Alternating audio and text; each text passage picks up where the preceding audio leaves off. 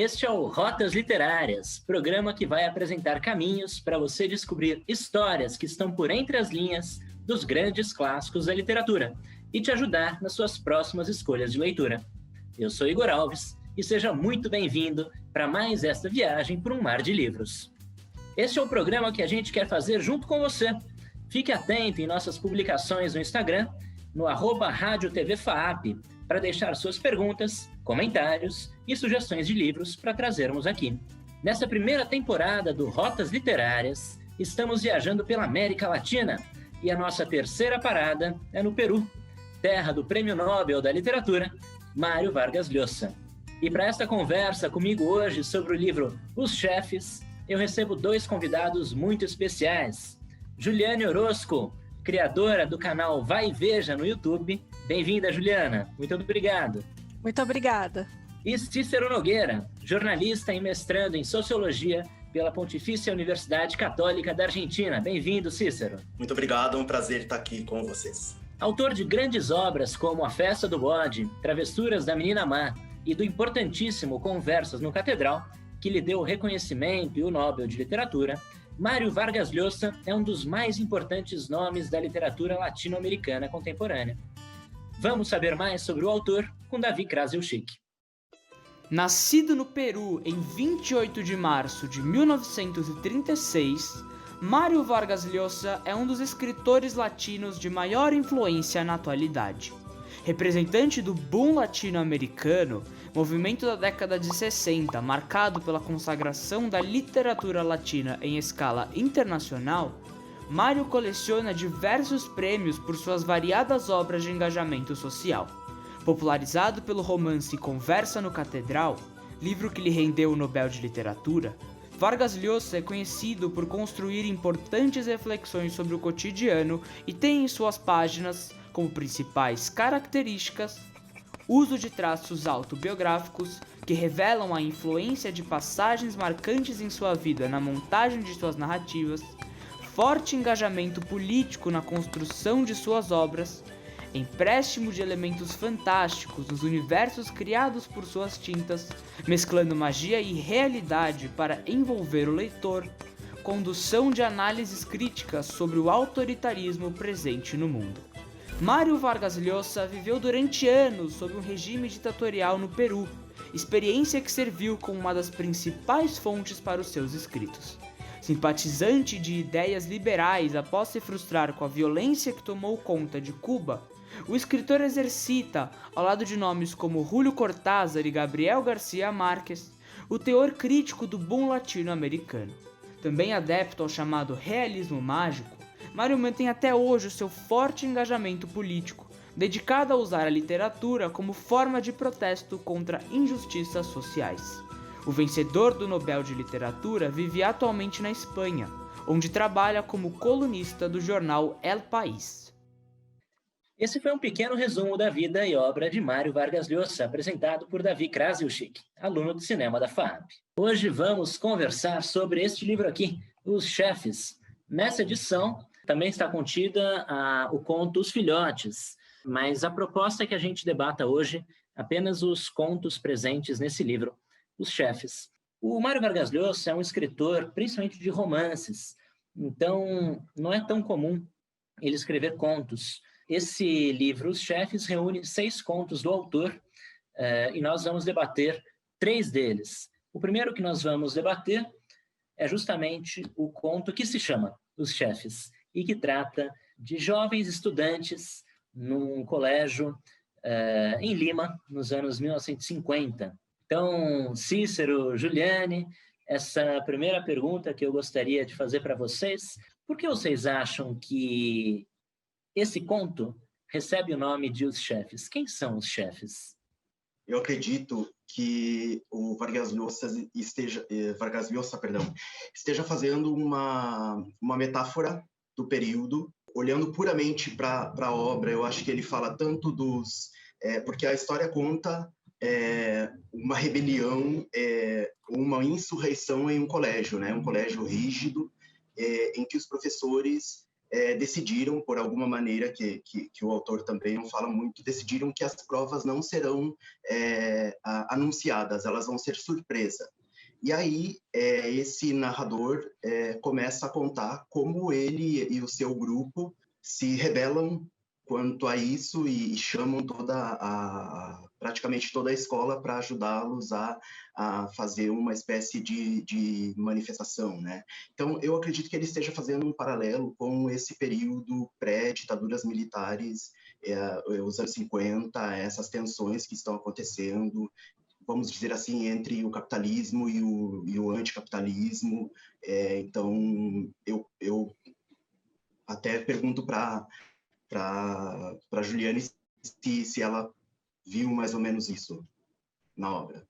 Então, eu vi sim, né? Eu acredito que sim, que ele esteja trazendo à baila o que estava acontecendo na década de 50 na América Latina, não só no Peru, mas na América Latina como uma forma geral, né?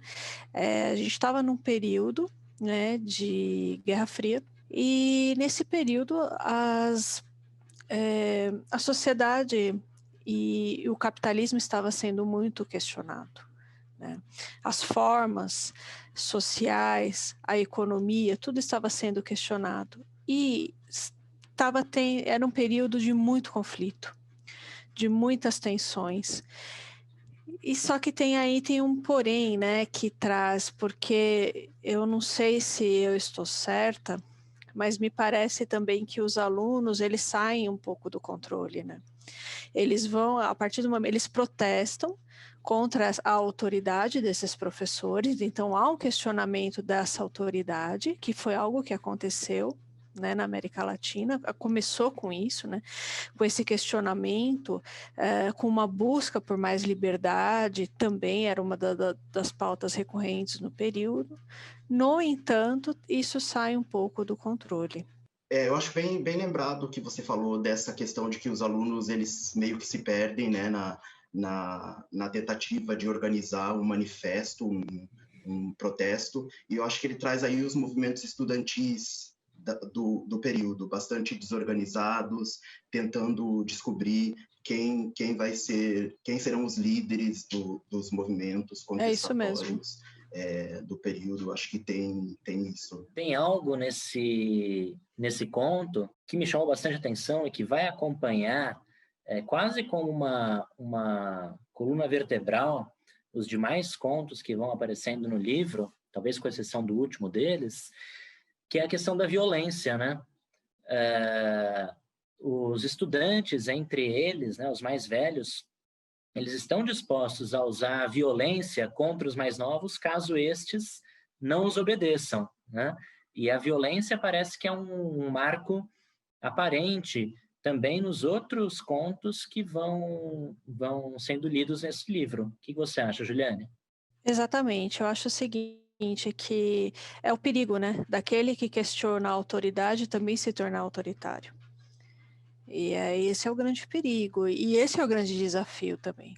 É quando você questiona a autoridade, você tem que ter muito claro em não se tornar autoritário. Porque aí é onde as revoluções, Revolução Russa, Cubana, enfim, fracassou.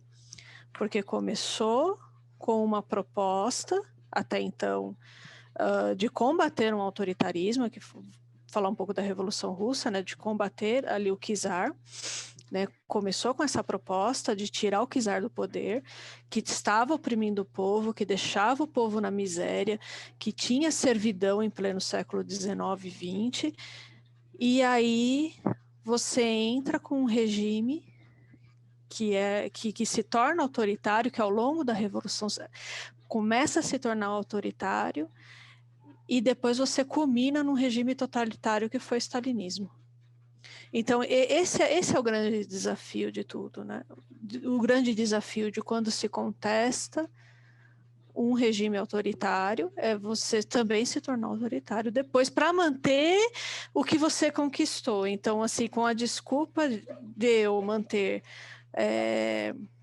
de eu combater os resquícios de um czarismo, eu me torno autoritário e às vezes até mais autoritário, né? Às vezes até se torna algo pior, como foi o Stalin, né?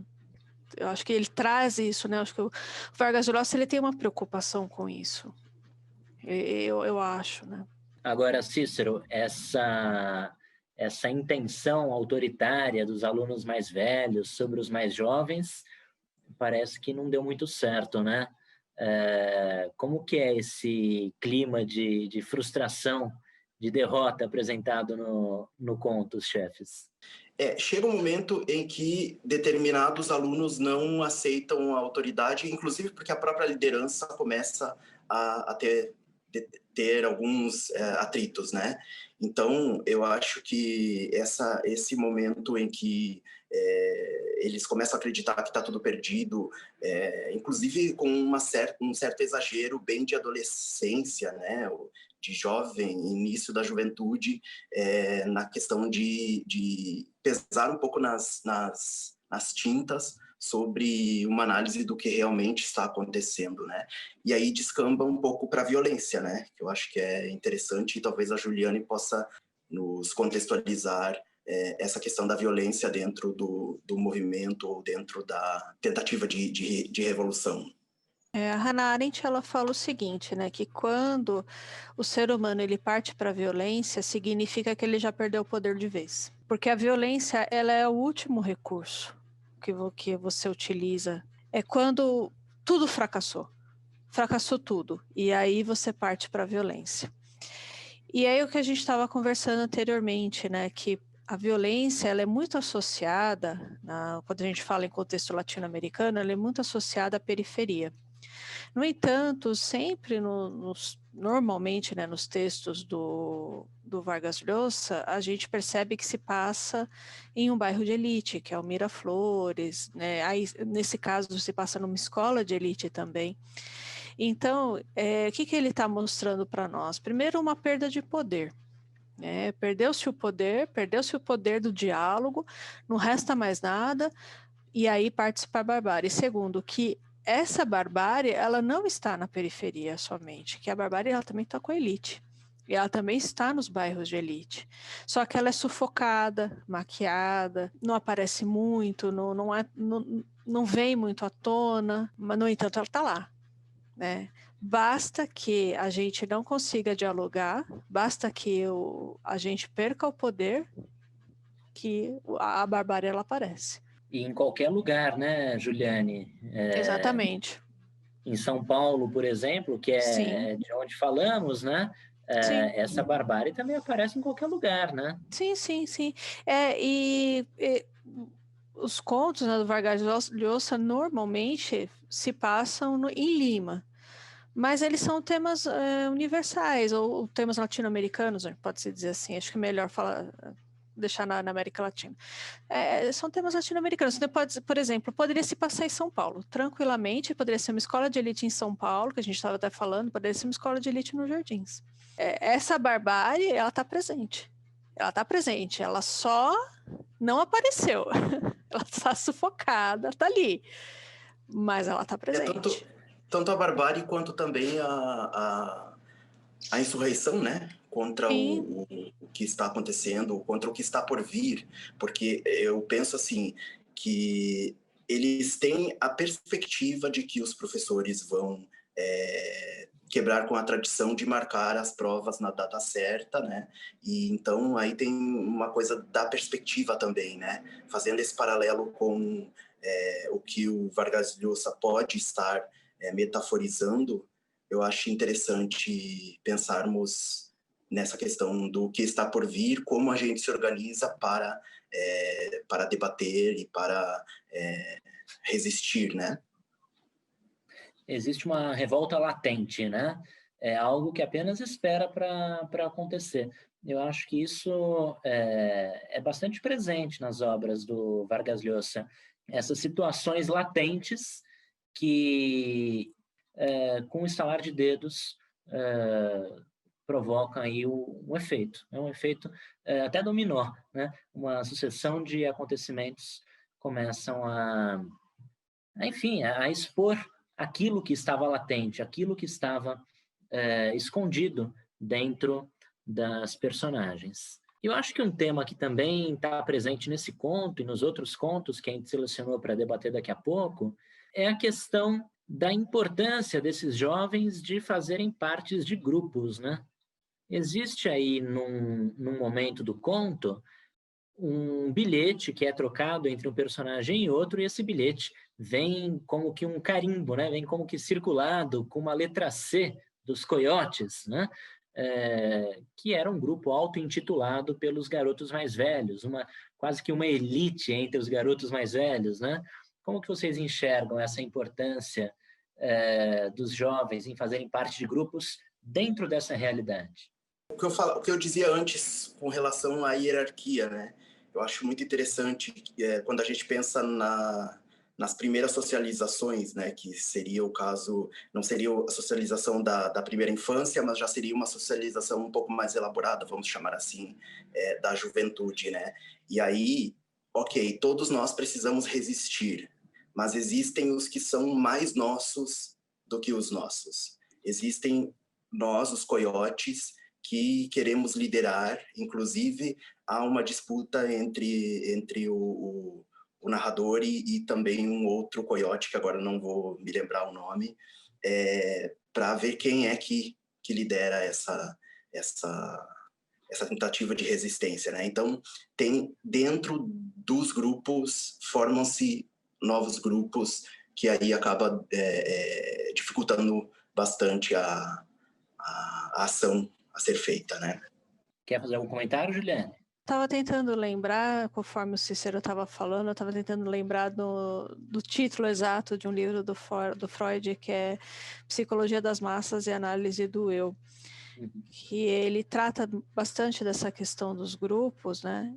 E ele fala que o eu da pessoa se dissolve quando ela está num grupo, né? Ela passa a ter a personalidade do grupo.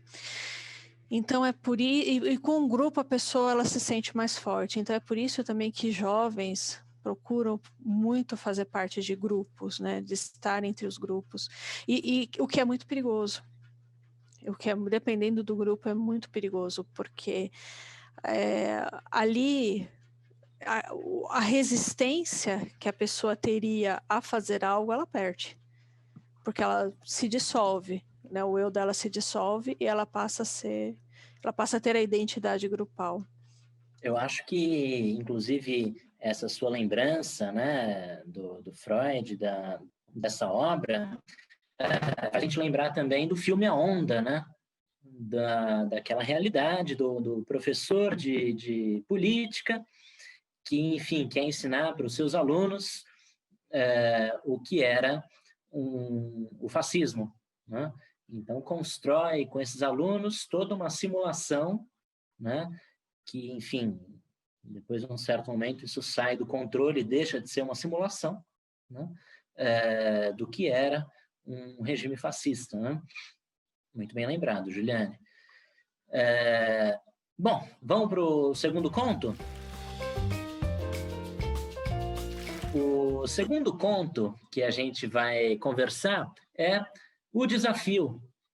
E nesse conto, nós entramos em contato com um grupo de jovens que se preparam para uma luta, né?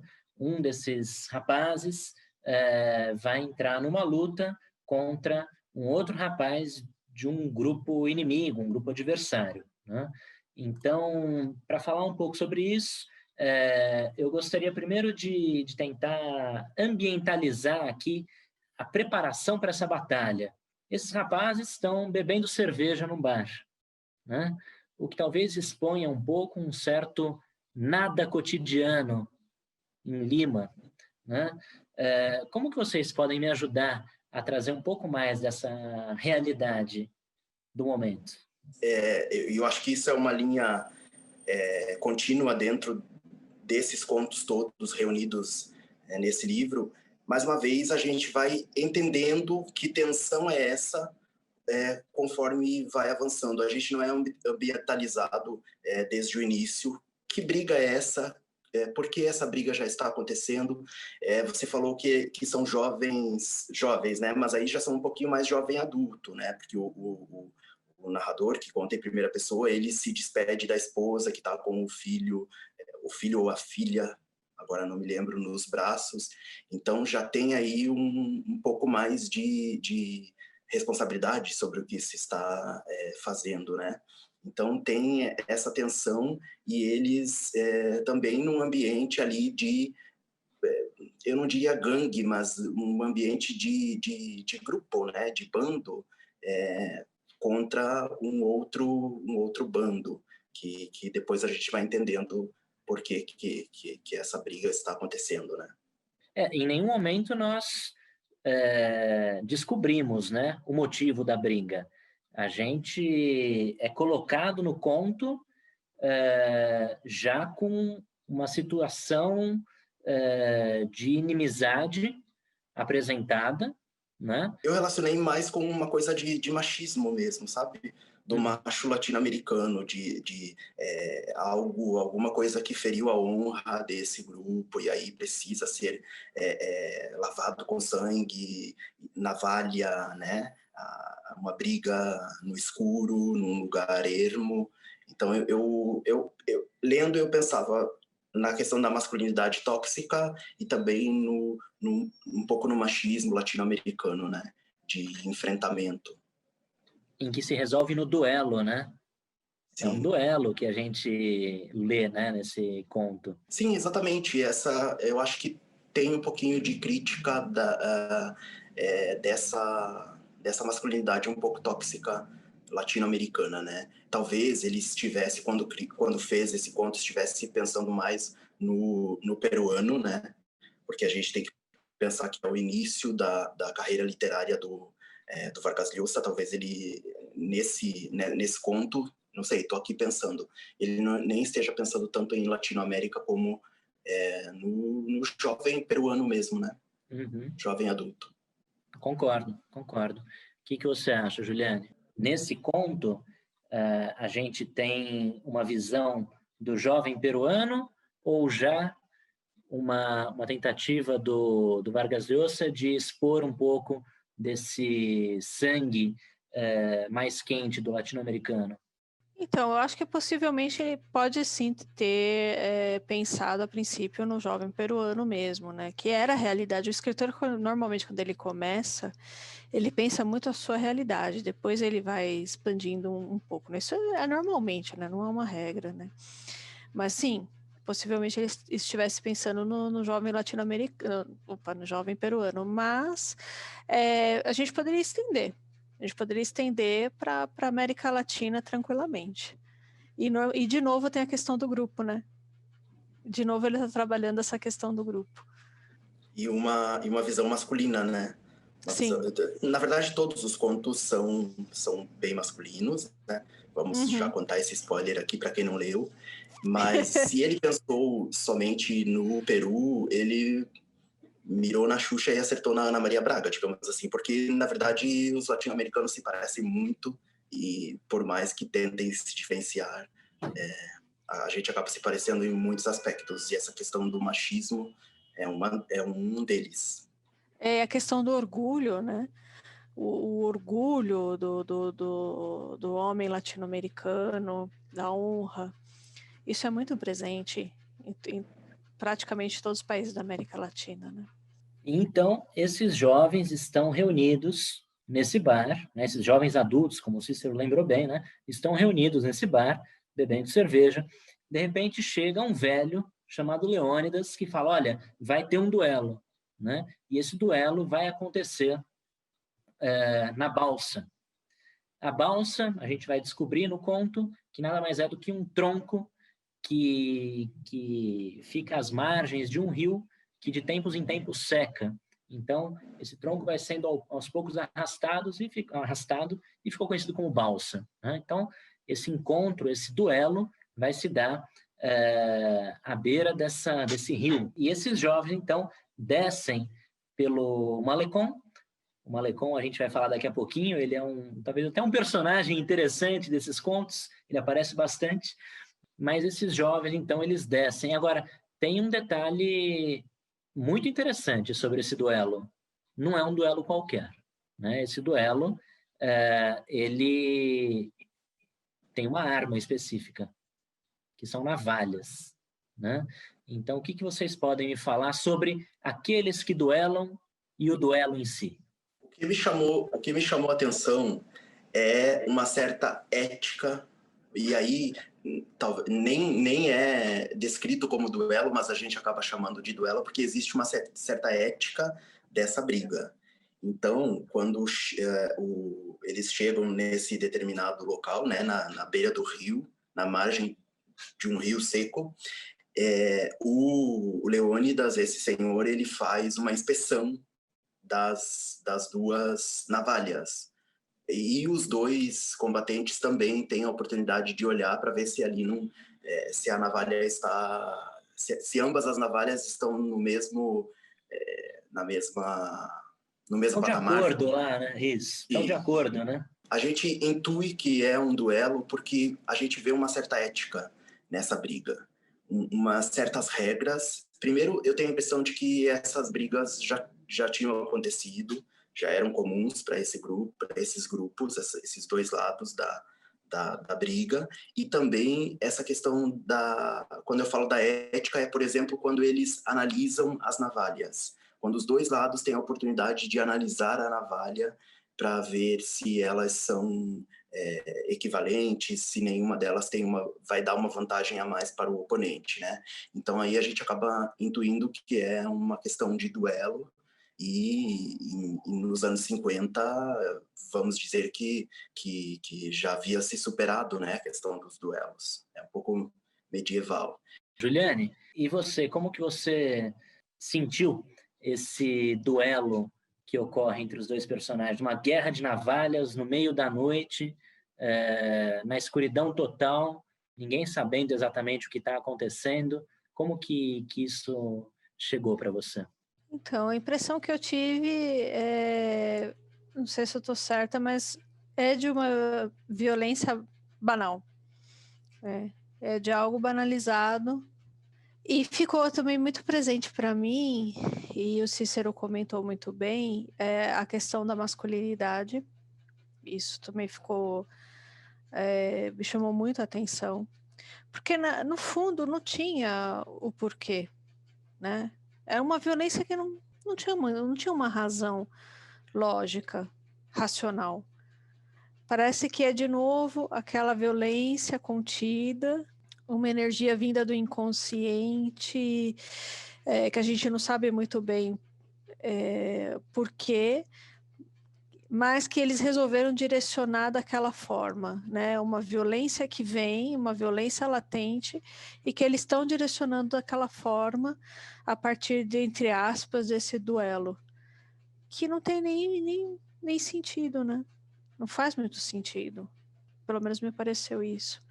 Não faz muito sentido, principalmente porque, de novo, a gente em nenhum momento entende o porquê daquilo estar acontecendo, né? O Vargas Llosa não traz para a gente o motivo do duelo. O que a gente consegue entender é que os dois personagens, né? O Julian e o Manco, eles vão brigar, né? E é uma briga possivelmente trágica, né? Porque no meio da noite, uma luta de navalhas, né? Eles se ferem a todo momento, né? Tanto é que Leônidas, ao final da história já, se revela como o pai de um dos personagens, né? E o interessante é que esse pai incentivava o duelo e falava, né? Olha, vá lá e lute como um homem, né? Talvez isso traga ainda mais luz ao que você falava, né, Juliane? Dessa questão da masculinidade, desse rapaz ter que se provar como um homem, né? Um homem que enfrenta o duelo e que, mesmo que perca, mesmo que seja derrotado, deve lutar. Exatamente. Ficou muito nítido isso para mim. E é um conto estranho, né? É uma coisa estranha, porque não tem um porquê. Eles estão lá, eles estão se degladiando com navalhas, mas não tem porquê. Né? Não fica claro. E é o que torna muito interessante, né? Porque aí dá para a gente traçar muitas possibilidades e tudo mais. Eu penso que esse conto talvez revele para a gente, né, dentro desse cenário de Guerra Fria, dentro desse período final dos anos 40, né? Esse conto ele é dos anos 50, mas, enfim, os anos 40 chocou o mundo com a Segunda Guerra Mundial, os anos 50 revelam um mundo que está bipartido, e diante dessa bipartição do mundo, nós que estamos aqui na América Latina, esquecidos por tudo e por todos, né? E o Peru, claro, não é diferente, também, de certa forma, vivemos numa mesma angústia. Eu penso que esse conto, da forma como ele é construído, e revelando esse duelo de navalhas sem motivo aparente, apenas talvez pela violência, né? Mostra um pouco dessa sensação de vazio que esses personagens do Vargas Llosa sentem nesses contos, né? Um vazio que precisa ser superado de alguma forma. Diga, Cícero. Eu acho interessante esse poder da literatura que a gente... Quando eu fiz a primeira leitura desse conto foi 2005, 2006. Obviamente não tinha toda uma carga que eu tenho hoje, mas hoje, essa semana passada, fazendo a releitura, eu pensei na bipolarização, né, que a gente vive nesse momento. Então, há uma riqueza de detalhes sobre todos os personagens. Isso mostra que eles se conhecem. São dois lados, mas esses lados se conhecem. Não fica muito claro qual é o problema, fica claro que é uma questão de honra, de masculinidade, mas você falando agora me remeteu a essa questão da bipolarização, né, que a gente vive hoje, política. Todo mundo é povo, mas há povo para dois lados. Não se pensa nas várias camadas de uma sociedade e que o povo se degladiando acaba sendo pior para o próprio povo, como tem esse final um pouco amargo para os dois lados, tanto para quem foi, para o personagem que foi esfaqueado, quanto para o outro, né, para o narrador. Você vê assim uma certa amargura no final, também não fica muito claro se morreu ou não. Então, eu poderia fazer esse recorte, né, que eu acho que a literatura é uma obra de arte que nos permite fazer esse tipo de costura, digamos assim. Exatamente. Os dois lados nessa guerra de navalhas não conseguem nada mais do que saírem feridos, né? Então, o que se provou no fim das contas? Houve um vencedor, né? Ou será que os dois se deram por satisfeitos pelo simples fato de terem duelado, né? Então, eu acho que é um conto que realmente traz para a gente, embora seja um conto de estrutura simples, né? Ele traz um conteúdo de bastante reflexão. E, por fim, o último dos contos que nós vamos tratar aqui é o conto Domingo. Antes de falarmos sobre ele, eu acho que é interessante dizer o porquê desses 3 contos dentro desse livro, né? Esses 3 contos que nós escolhemos se passam em Lima. Esses 3 contos tratam da realidade de crianças, jovens, né, adolescentes e jovens adultos, todos homens, que por algum motivo estão precisando superar alguma situação, seja superar o diretor autoritário, seja superar o inimigo numa guerra de navalhas, ou seja superar um rival amoroso. Nesse conto, Domingo, como eu falei, que também se passa em Lima, e que também tem o Malecón como um cenário de fundo, né? Para quem não conhece Lima, Malecón é um calçadão que acompanha toda a orla do mar de Lima, mas é um calçadão suspenso, é um calçadão que fica na parte de cima da ribanceira de Lima. Embaixo tem uma avenida marginal e o mar do Pacífico. Então, o Malecón ele serve como um pano de fundo, ou um começo das histórias. Vira e mexe, os contos falam do Malecón, ou que então eles estão descendo o Malecón para o mar, e esse não é diferente. Nesse conto, Domingo, nós estamos diante de um rapaz que está apaixonado por uma moça chamada Flora. Ele, até de forma cavalheiresca, né, no melhor formato aí das histórias medievais, declara o seu amor pela menina, e ela diz que não pode namorar. Acontece que existe um rapaz que também está interessado nessa moça e que vai ter a oportunidade de encontrar com ela na tarde em que esses episódios vão acontecer. Então, o que vocês podem me falar sobre esse contexto do conto Domingo? Eu acho que eu posso continuar contando um pouquinho da história.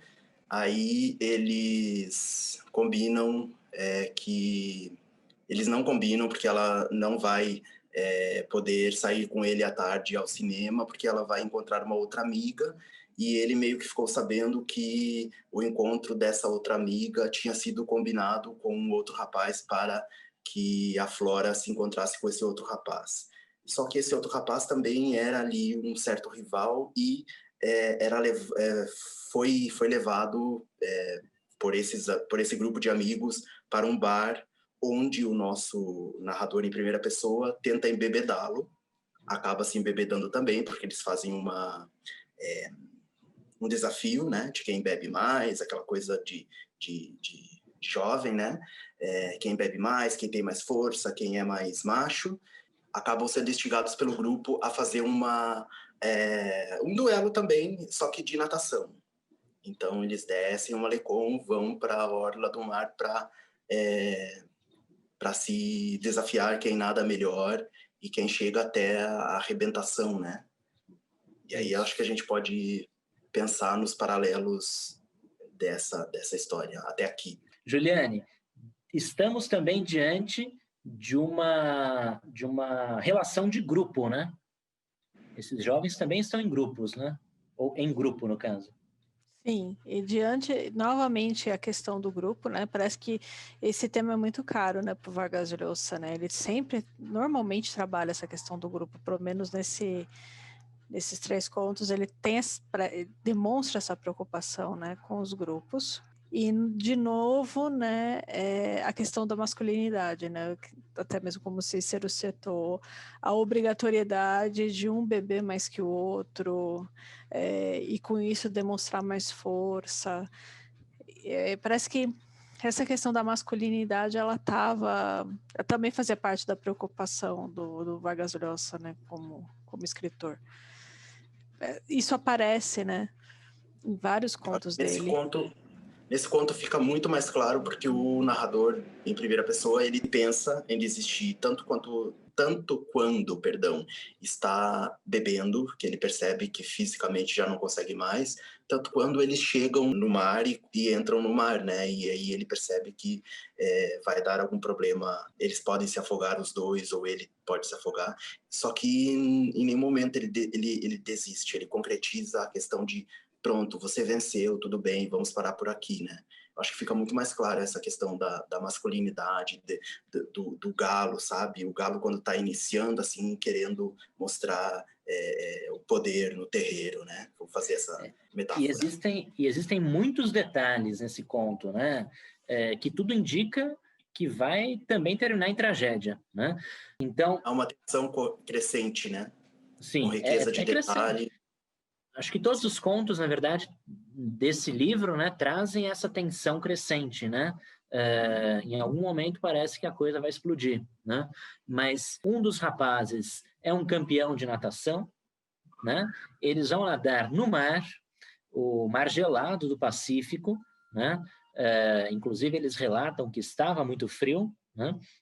E entre eles também eles se chamam de gaviões, né? Então também existe aí uma questão tribal, né? Uma questão tribal, exatamente, Cícero.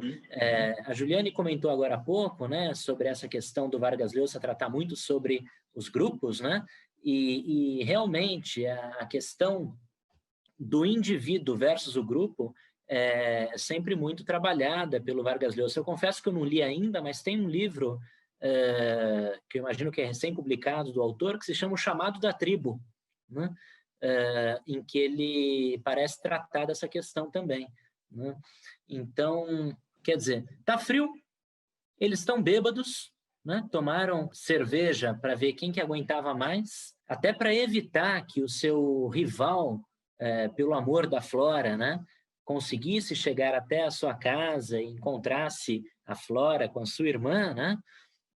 Ele convence o rapaz que é campeão de natação a permanecer, fazendo um duelo agora de beber cerveja, né? E aquele que aguentasse mais sairia vencedor. Não satisfeitos, porque esse duelo acaba empatado pelos juízes, que são os outros amigos do grupo, né? Um desafia o outro para uma competição de natação no mar, né? E eles estão alcoolizados, né? E vão, né?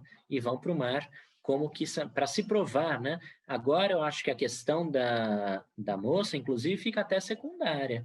Primeiro que ela é colocada como um troféu, né? Quem ganhar a disputa leva a menina, né?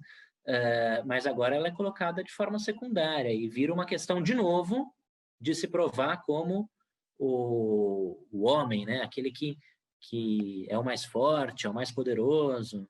Vocês concordam? Sim, eu concordo, e a gente fica muito claro nesse ponto que ele está falando da masculinidade por isso, porque a menina, ela é citada no início, na primeira parte, ela até tem alguma interação, mas depois ela segue apenas no imaginário, né? Então eu acho que fica muito claro que ele está falando de masculinidade, dessa questão tribal, dessa questão de como o orgulho ele acaba sempre nos traindo, então é bastante universal essa questão. E também, só que eu acho que esse conto é o único que tem um final um pouco mais de redenção, assim, né? Não sei se eu me apressei, mas eu senti isso. É um conto em que a amizade supera a rivalidade, né? Claro, talvez até por conta das vidas estarem ali em jogo, né? E um ter se dedicado a salvar a vida do outro, né? O campeão de natação, em um determinado momento, ele começa a ter câimbras, então ele pede socorro. O desafiante, ele hesita um pouco, porque inclusive pensa nessa questão de que quando a pessoa está se afogando, ela pode puxar quem vai ajudá-la, mas ele acaba salvando o amigo, né? E aí, ao final, eles admitem que foi uma perda. Quando voltam, né, para a praia, se é que se pode chamar de praia ali, essa costa, né, de Lima, eles voltam, aí o grupo pergunta, tá, quem venceu? Aí eles combinam que vão dizer que foi por uma braçada apenas que o desafiante venceu, né? Então tem uma questão do orgulho também o tempo todo sendo trabalhada. Sim. E Juliane, como que você enxerga essa questão da personagem feminina do Vargas Llosa aparecer como a menina que está sendo disputada pelos dois rapazes? Ela não é apresentada por inteiro, né? Ela apenas é apresentada como um troféu. Inclusive não há nenhum desenvolvimento dessa personagem, né? Ela simplesmente é apresentada ali como um troféu, porque eu acho que justamente isso, Vargas Llosa, ele quis discutir essa masculinidade. Então, era muito importante que a menina não tivesse nenhum desenvolvimento, aparecesse muito pouco, fosse tratada como um troféu, né, por ele, pelos homens, justamente que ele parece assim que nesses contos isso também é um tema muito caro ao escritor. Ele quer mostrar que sim, há um problema, e que a forma como a gente lida com a nossa individualidade é muito complicada, é muito deficitária, ao mesmo tempo que o machismo, ele também é um problema muito, muito sério, né? E é um problema tribal, né? Então, acaba regredindo, né?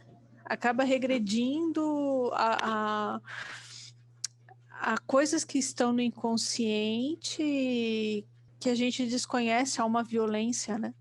Eu digo, quando você falou na questão do machismo, e me remeteu a essa coisa tribal, porque no final não fica claro se ele realmente vai conquistar o coração dessa menina. Também não fica claro.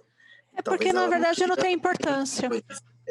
E talvez ela não vai querer nenhum dos dois, né? Mas eu acho que ele tratou dessa rivalidade, dessa vez com o pano de fundo da conquista do amor, né? Embora no final do conto, né, Cícero, o personagem que era apaixonado pela Flora e que vence a prova de natação, ou pelo menos salva a vida do colega, né, ele agora se sinta no direito de tirar o outro da... Isso. Agora ele é quem pode namorar aquela menina. Né? Nem sabemos se ela vai querer, mas agora é ele quem tem o direito, né, sobre o adversário. Né? É que para essas pessoas, o desejo dela e ela não importam muito, né? Exatamente. O que importa ela é um pretexto, na verdade. Ela é um pretexto para eles colocarem para fora algo muito recalcado. Exatamente. Pessoal, encerramos aqui o nosso debate sobre esses 3 contos presentes no livro Os Chefes. E se você gostou, vá atrás desse livro. Tem mais 3 contos fantásticos que você não pode perder. Antes de encerrarmos, eu gostaria que os nossos convidados, a Juliane e o Cícero, deixassem aqui uma dica de filme, ou de um poema, ou uma música, ou outro livro, ou qualquer outra arte que vocês sintam que esteja em conexão com Os Chefes. Acho que eu posso indicar a leitura de todo o livro, a parte também dos filhotes, né, que nessa edição que você mostrou, ela contempla. Então, eu acho que é uma narrativa incrível, a forma como ele escreve os diálogos no mesmo parágrafo, mesclando tanto a primeira pessoa quanto a terceira pessoa. É muito interessante e também, mais uma vez, mostra a questão masculina, a questão do jovem adulto, na verdade da criança, né? Da criança até a fase adulta, né? Então, eu indicaria isso. Legal, obrigado. Agradeço a sua participação no programa de hoje, Cícero. Muito obrigado, foi ótimo. Eu também agradeço, muito obrigado. Eu indico um livro que eu estou lendo, que é O Tempos Ásperos, do Mário Vargas Llosa, que é muito bom. Trata do golpe de Estado na Guatemala. Então, para quem se interessa aí por temas latino-americanos, para a história latino-americana, literatura, é um ótimo livro. Legal, Juliana. Obrigado pela dica, obrigado pela sua participação. Foi ótimo também. Eu é que agradeço a oportunidade. Legal. E eu deixo como sugestão aqui o filme que eu falei ao longo do programa, A Onda, do diretor Dennis Gansel. É um filme alemão. Também existe a versão americana do filme. Eu sugiro o filme alemão. Estamos encerrando mais esta viagem literária, dessa vez no Peru. A nossa parada final é na Colômbia. Embarque com a gente nessa viagem. E fique atento em nossas publicações do Instagram, no @RádioTVFAP, e deixe suas perguntas, comentários e sugestões de livros para trazermos aqui no programa. Rotas Literárias tem a apresentação de Igor Alves, produção Davi Krasilchik e Bruna Nakashima, edição Guilherme Giusti e Bruna Nakashima e supervisão de Alziro Tonin. Eu me despeço por aqui. Este é o Rotas Literárias, um livro, muitas viagens. Até logo!